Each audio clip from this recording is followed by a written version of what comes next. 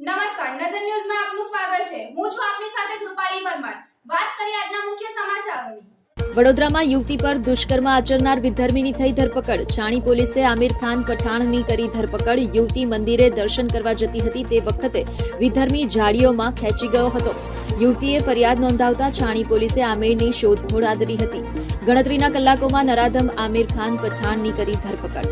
સુલજીની ચાલીમાં સાથે રહે છે. આ બંને એકબીજાને ઓળખે છે.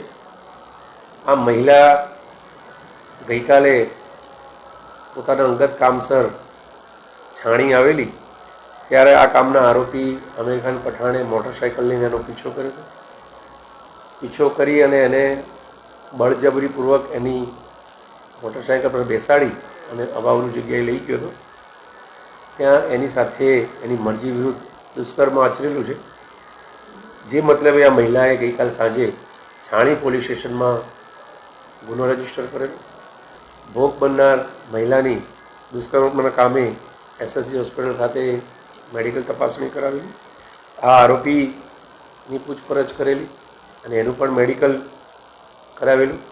આરોપીની મોટરસાઇકલ, એની પાસેનો મોબાઈલ પોલીસે કબજે કરેલ છે અને વધુ તપાસ છાણી પોલીસે હાથ ધરી.